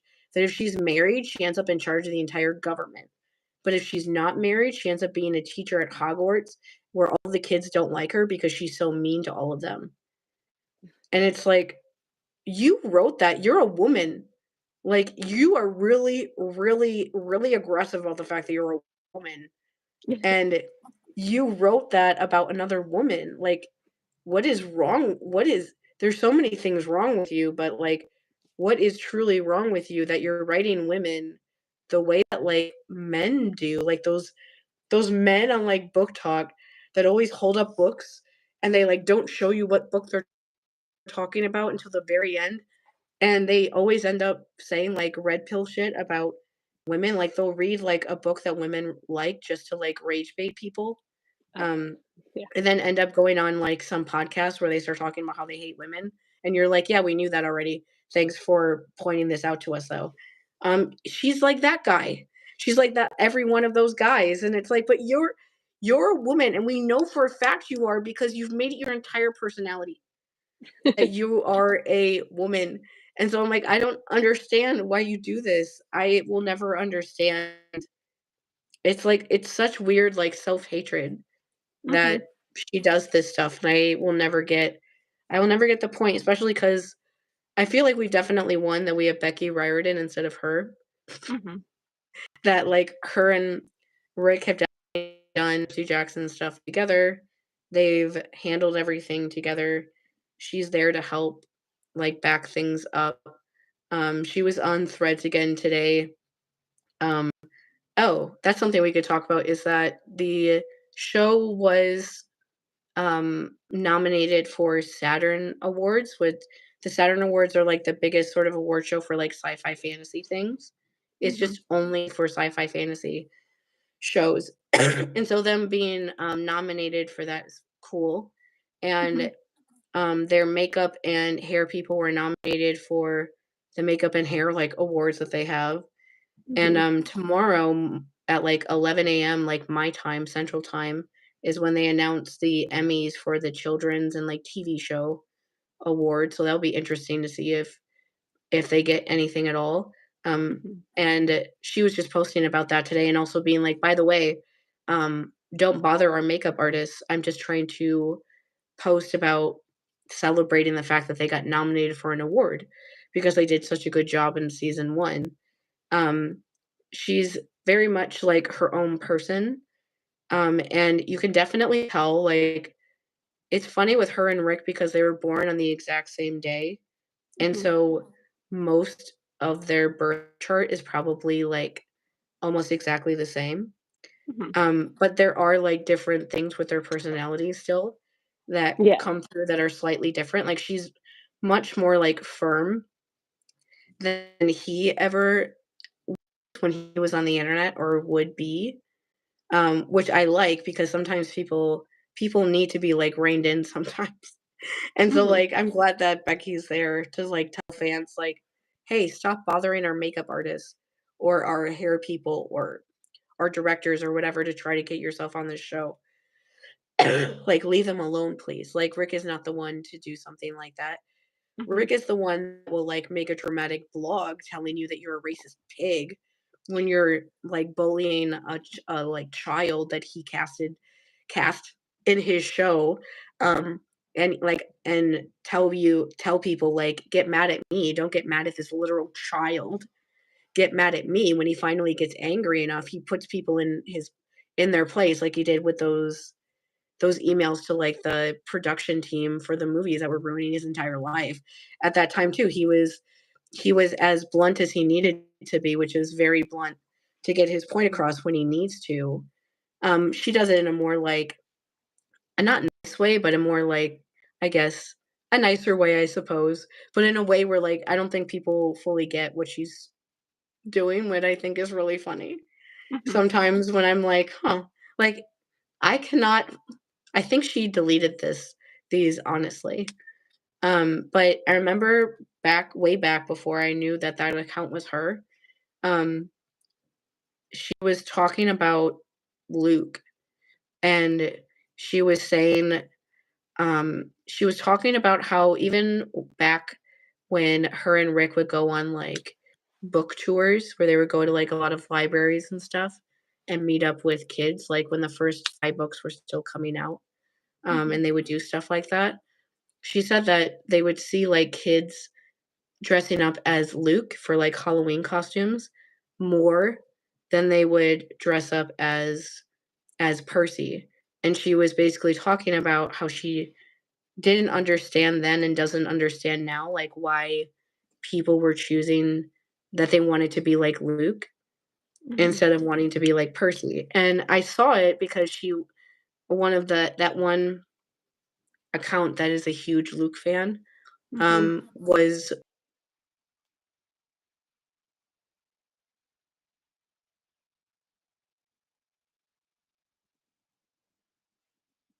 mhm,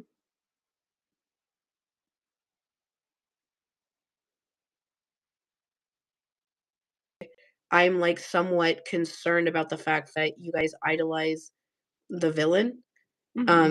and, like, the scary villain that's, like, every horrible, manipulative, abusive man out there, and you wanna be like him instead of, like, the good guy, instead of, like, Percy, who's a really good person and very empathetic and treats women very well and never would ever do any of the stuff that Luke does, and they, Mhm. like, did not get it. They just, like, Yeah. didn't get what she was trying to say, and I think she ended up deleting them because I can't find them anymore, and around that time, she had something up saying, like, "Those are just my, like, personal," she said, "I deleted what I posted, those were just my own personal beliefs," or whatever, and it's one of those interesting things of I don't uh, I think people almost, like, forget that if Percy and Annabeth are based on Rick and Becky, that they probably knew somebody like Luke Mhm. that that stuff is based on, and it must be so weird to see people idolizing him, but either way, Yeah. like, she's very much like her own person. Just because she's married to Rick doesn't mean that he's, like, superseded her own personality and her own way of living and what she wants to do with her life, and it's so weird to see somebody like her, Rowling, that are around the same age, pretty much, like, Rick Riordan and her might be a little bit older than JK Rowling, I'm not honestly not sure, and it's so weird to see how they grew up around similar times and Mhm. just ended up in completely different places, like, Becky deleted those tweets because she didn't wanna make some fans who like Luke were, like, upset, and she didn't wanna make them upset.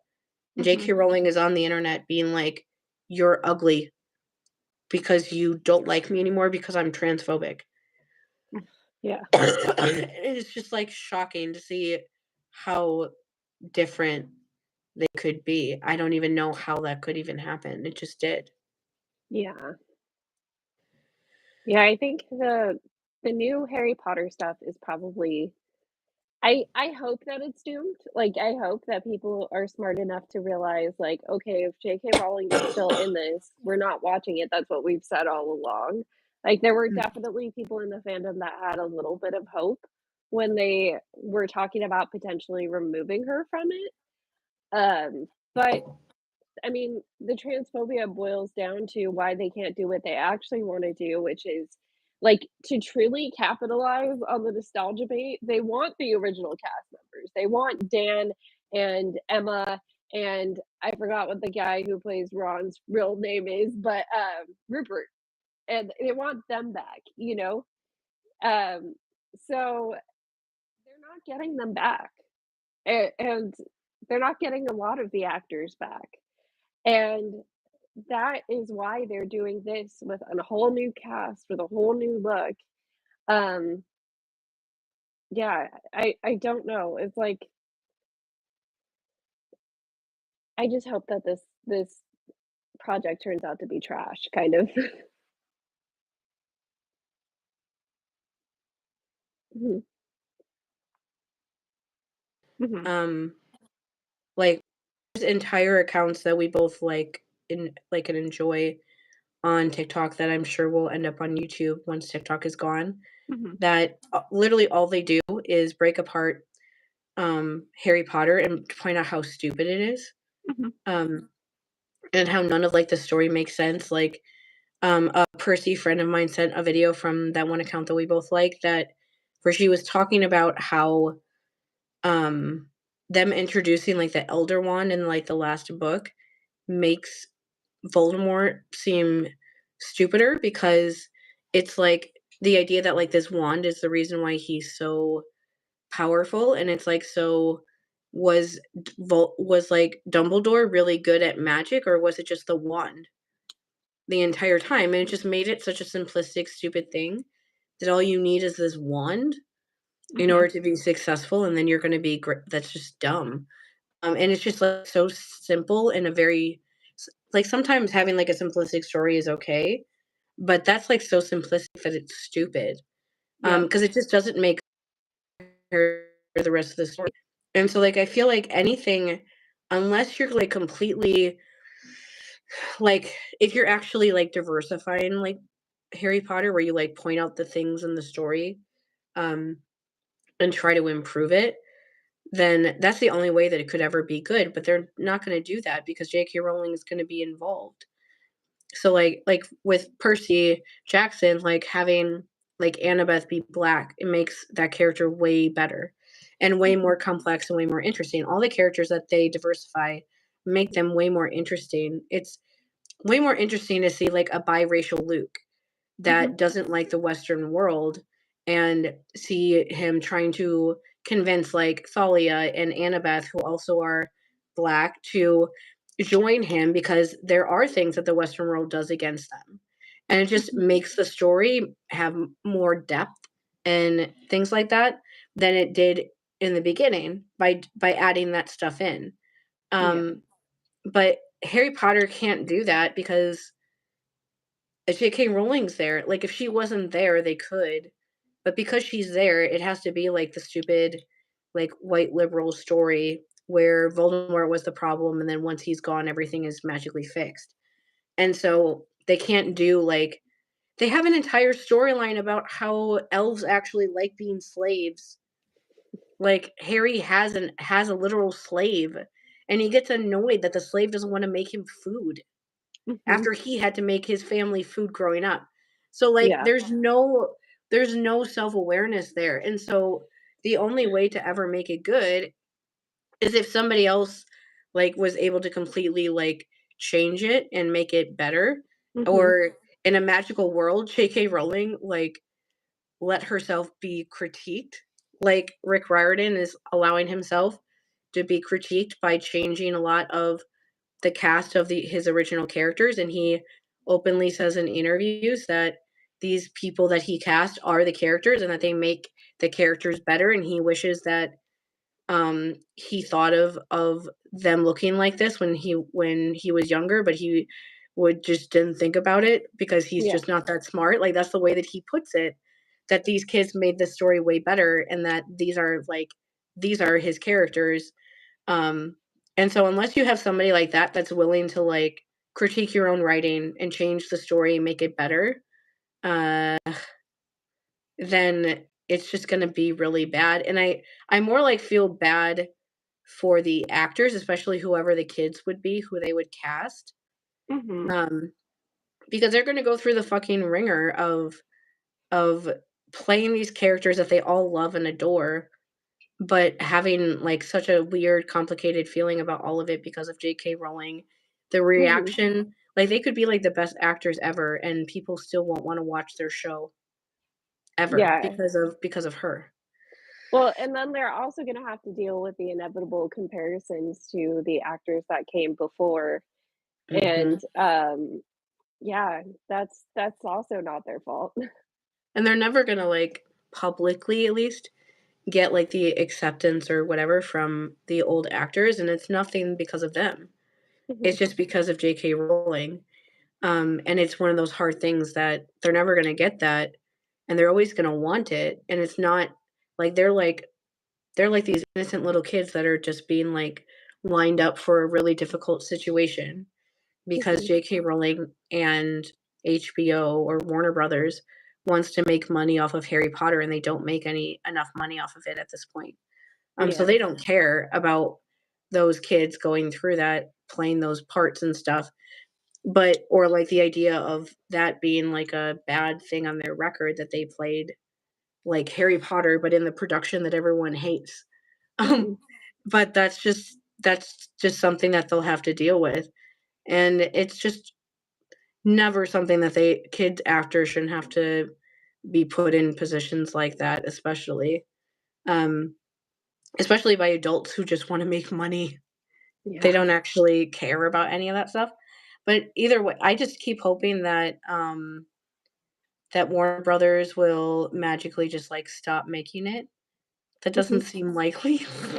I just, like, hope that some, like, miracle will happen, and Yeah. it'll just, like, go away, and we won't have to hear about it anymore, but I know that that's if it does go away, then J.K. Rowling's just gonna put out something else because that's the only way that she uses Harry Potter to get attention to be a horrible bigot, and so if nothing Harry Potter's coming out, then she can't get attention for trying to kill trans people. And that's Yep. the only thing she cares about now. So if that doesn't happen, then she's just gonna do something else that makes everybody upset. Yeah. But you know what's interesting is you have to wonder how much better the situation would be if she just kept all of that to herself. Because you think of Mhm. what's happening, that's not the only thing getting a revival right now. Midnight Sun is about to come out on Netflix, and people don't engage with that in the same way. Like there are people who critique it and talk about how silly some of the points are and how, like plot breaking certain things are in it in the same way they do with Harry Potter, but because I feel like Stephanie Meyer kind of sits in the back, like, I don't hear anything specifically about Stephanie Meyer that often other than people making fun of her original fan casting, talking about the Mormonism of it all. But, like, nobody talks about her in the same way as they talk about JK Rowling because she's not out here saying stuff at random. Yeah, Stephanie Meyer is quite, like, racist, and she's Mormon, so she's purity culture to the max, and all of Mhm, that stuff is in Twilight, but because she just shut up, Twilight became this, like, fun thing where it's really, really bad. Everyone knows that it's really bad, but we still, like, enjoy it for mhm. fun anyway. It's just become, like, something fun that people can have fun with. Yeah, it's campy. Because it's just especially anything that Robert Pattinson ever said about Twilight, it's so funny that Yeah, it's like, why not just, like, have fun, almost, like, turn it into, like, something campy or something instead of what it was ever supposed to be in, like, Stephanie Meyer's mind. And there's other things like that, like, even, like, Avatar: The Last Airbender sometimes has things about it because of how it was made by 2 white men, but it's obviously inspired by different Asian cultures that sometimes mhm. people talk about how they feel weird about a lot of that stuff, and they even talk about that when it comes to, like, Star Wars and stuff, and Star Wars is a fucking cesspool of disasterness, but, um, George Lucas shuts the fuck up now. He Mhm. doesn't say anything publicly, and so people still talk about how he stole from all these different cultures to make the idea of, like, Jedi and stuff like that, but, um, it's not, like, as in your face as it is with her, but Mhm. ever since she accidentally posted that, like, transphobic diatribe when she accidentally copy and pasted something when she was responding to, like, a drawing that a literal child drew, for her, like, ever since that happened in 20 whatever year that was, 2016, 2017, 2018, one of those years, they all kinda blend together at this point. Ever since she did that, she just it's like this thing that happened that, like, she tried to hide it from people for a while, and then got caught liking transphobic tweets, and then outed herself by copy and pasting that, like, transphobic rant on accident, and ever since she got caught, she's just like, "Well, now that everybody knows, I'm just gonna, like, double Yeah, down and be, like, the absolute worst all the time." And now she's just out there, like, accusing Black women who are athletes of being trans because she's also showing how that being a TERF makes you extremely racist at the same time. yep, Um, and, like, doesn't see it, like, doesn't see, like, how absurd she is and things like that, but it's just wild how because she can't shut up, like, truly, just stop talking. yeah, She can't do that, and so she's just, like, ruined her entire life, where now there's, like, memes on the internet about how there's mold in her house that has made her literally lose her mind, and yeah, even though everyone knows that that's not what happened, it's more fun to be like, "Oh, JK Rowling's mind was hijacked by some evil mold, and it made her transphobic," instead of having to deal with the reality that she was, like, likely always transphobic, she just didn't have social media yet where she got caught being like that, so yeah, we just didn't know. And it's like a fun joke that people just play of, "Yeah, it was totally the mold that did it," because it's more fun to believe that than to believe, yeah, like, actual reality. Um, but it is, like, a wild thing that she had, like, everything, like, going for her, like, I used to not be able to ever talk about, like, critique her. People would, like, jump down my throat when I would try. For a long time, I felt like a little, like, rebel when the movies were ending that I would say that I didn't like her, and I didn't like her, like, writing very much. I didn't Mhm. think that the end I thought the ending was horrible. I didn't care that, like, the movies, put in a lot of, like, Harry and Hermione scenes because they were the only relationship that made any sense in those Mhm. books anyway, and so, I'm like, it makes sense that those scenes are in those movies because Ron and Hermione are horrible, Mhm. and like, the other relationships just aren't there, and so they're the only friendship that is super consistent the entire story, and she wrote them that way, like, you're the one who wrote them that way. Like, they're the only 2 people that are friends for all the books. They never, like they never fight with each other like that, they never do anything bad towards each other, they always back each other up, they're always there to help the other person. Like, whenever Mhm. they're sad, it's the other one that's consoling them. They get the Yeah. most scared when it's the other person that got hurt. Like, you wrote them this way. They're the most consistent relationship, whether it's romantic or not, in that entire series.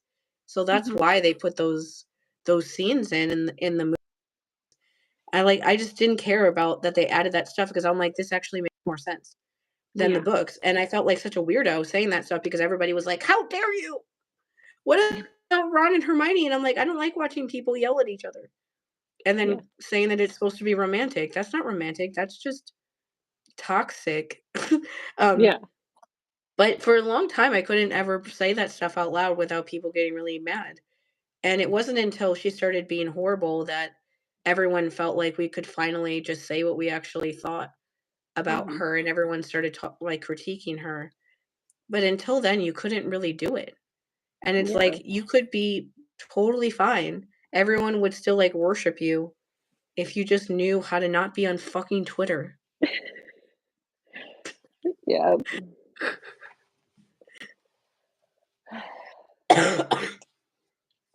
Alright, I should get going so I can get ready for William's bedtime, but, for next week, we'll probably go back to TikTok, hopefully with no audio issues, just, like, for now, we might test out another platform probably between now and January.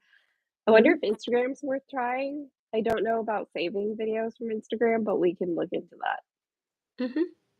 We'll figure it Yeah. out. Yeah, and we'll let you guys know what we decide on before we get to that date in January. Mhm. Either way, I guess we can say, like, just to, like, wrap this stuff up that, we finished some of our, like I finished at least, our, like, merch ideas, Mhm. and, she and Mandy's gonna figure out now Yeah. where to put them on things, Mhm. um, and so that's done. I'm gonna put them on the screen so people can see it, and I want you to tell me in a nice way, like, what you think about it. If you don't like it or if you like it, just tell me, but if you don't like it, tell me in a way that isn't just mean, please, Yeah. because that'll make me cry. Like, I'm not trying to be mean. That actually will make me cry. If you're Yeah. just, like, overly mean about that stuff. But either way, that's done.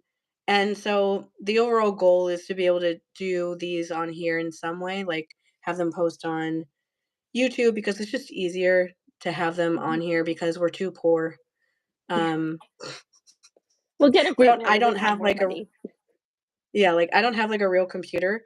I have a Chromebook that was, like, $100 that my mom got me last year or Mhm. earlier this year, actually, and it doesn't really have, memory, and so being able to post our long ass, like, videos just automatically Yeah. would be easier because we wouldn't have to figure out, like I wouldn't have to be sitting here trying to find memory on my Chromebook or on my phone or something. Mhm. Um, and so maybe one day in the very far away future, we would be able to have like an actual laptop where you can use like the other apps and stuff that I know that other people use to record stuff like this, where it Mhm. looks nicer. But we don't have money to do that. And contrary to what like YouTube, like, growth account makes you feel like, you don't have to have all of the nice equipment in order to actually do something. Yeah. You can just put your stuff out there and know that if people like you enough, they don't care, and Yeah. they don't care. So just do it. But either way, because of that, we'll find some way to have the videos on here faster just to make everyone's lives easier and so Mhm. people won't be messaging me asking me where the podcast is for like 3 days in a row Oh, from different people being like, "What happened to the podcast this week?" And I'm like, "I'm arguing with my computer that doesn't have any memory and it won't let me post this stupid YouTube video. I hate everything." That's what's yeah. happening with the podcast. But either way, we'll figure that out before TikTok like disappears into the universe somewhere. Mhm. Um, and we'll finish up doing the epic sagas. Um, we'll probably end like before the last one comes out, which is funny that Yeah. the last one is going to come out soon. And then we'll start reading Battle of the Labyrinth, which is going to be a lot. I'm at least looking forward to the Nico character development because I know that that's Yeah. a big part of it. I'm like I read those books and I remember certain things about them, but because it's been so long, there I know there's things in those in the last 2 books that are gonna make me really upset because I just don't remember them, or when I Mhm. read them, my brain was, like, so dissociated that it didn't, like, really register in my head, like, how upset Yeah. they made me because I was trying not to, and so I know some of the stuff with, like, Nico, especially the stuff with, like, Luke and is oh god, with, like, Annabeth and Annabeth also, like, I think it's funny that probably TikTok will be gone by the time we get to that because, there's people in my comments on TikTok that are, like, excited about Mhm. us talking about Annabeth because they know that we'll, like, talk about how horrible she treats Percy, and they're like, Yeah. the Annabeth, like, super fans are gonna get really mad at you, and I'm like, "Whatever." People are always We could take it. mad at us about us talking about somebody with, like, complexity and depth instead of just being like, "They're the best." Mhm. But, like, whatever. That's just it's another group of people. As long as we, like, move to different groups of people, like, sometimes it's Calypso, sometimes it's Artemis, sometimes it's Luke, sometimes it's, like, Annabeth. It, like, just keeps moving to different groups so they never get too concentrated all at the same time. Yep. But either way, that should be very interesting, and I know that that stuff will there's a lot, and I know there's a lot of stuff that I'm not even remembering. The Mhm. stuff that I remember is already a lot, but I know there's probably more that I just don't even remember that happens, especially with Nico. Yeah. Lord, because he's a literal, like, baby, and Yeah. still in the next book, he's, younger than What, your like son. 11? Yeah, he's, like, 11 maybe at the absolute oldest. Yeah. Because the other thing with Battle of the Labyrinth is, um, there's only 6 months between the end of Titan's Curse and when Battle of the Labyrinth starts. It's Okay. shorter than the like, between book 1 and 2, it's, like, a year, and Mhm. then between book 2 and 3, it's, like, 4 months, and Mhm. then between 3 and 4, it's, like, 6 months, basically, Yeah, so that's it's gone gonna by. be It's just, summer. like, they get through winter, and then they're back to doing everything again. So it's he's still like a 10-year-old little baby child that's just, like, Oh, running around the world by himself. yeah. Ay, ay, ay. What else can we say? And it obviously stuff with, like, the show will come out, Mhm. like, trailers or whatever, and we'll talk about that stuff too. And if anything else comes up or we wanna yell about something, there's always detours like that, like, who knows, maybe somebody in Greek mythology will try to say that how we feel about Medusa or Persephone isn't wrong, and then we'll have to yell about that for 2 hours. Yeah, who knows? But either way, that's our general plan going forward. Mhm. Um, I know it's just weird that TikTok is disappearing. It's making everybody suddenly I feel, like, very smart that I think this is funny to, like, end this on that back in, like, the end of March, somebody on one of our videos just was like, "Hey, can I watch this live stream, like, all in a row, like, all in one?" And I was Mhm. like, "Sure, I'll start a YouTube channel." Yeah. And it was just like, I wasn't even thinking about it, I, like, did it, because I was like, "Sure, you want this? Okay." And then I just, like, put up the video, and then I was like, "Here's the where I put it," and that's, like, where how that idea, like started, I wasn't even thinking about it. Somebody just asked me, like, "Will you do this?" And I was like, "Okay." Yeah. And now, like, all these people on TikTok, I keep seeing videos of those, like, social media, like, coaches or Mhm. whatever that are like, "Here's how you can grow your channel organically on TikTok or on YouTube," and I'm like, I feel really weird about how we're, like, slightly ahead of the curve with that because we just did that on our completely on our own 6 months, like, 7, 8, whatever, 9 months ago. We just were like, "Sure, why not?" And now Yeah. that TikTok is going away, we're like, "We're smart."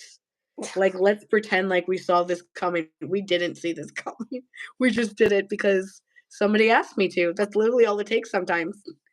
Yeah, and luckily this path has been laid out before us with Vine, a little bit Mhm, where people had to transition from Vine, which was an app that supported only 7-second videos. I think we all forget that sometimes.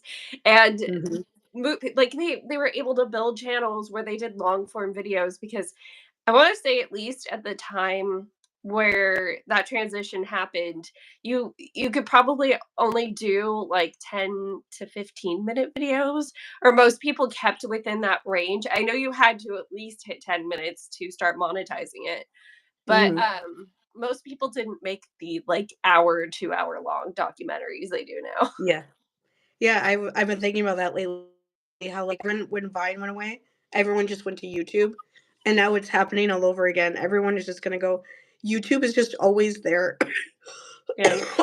Eventually, some other app will go away, and then everyone will just come back to YouTube Yep. no matter what. We're all forced back into Google's hands. Oh my, okay. My phone's just yelling at me because my battery's almost dead. All right, so we'll go.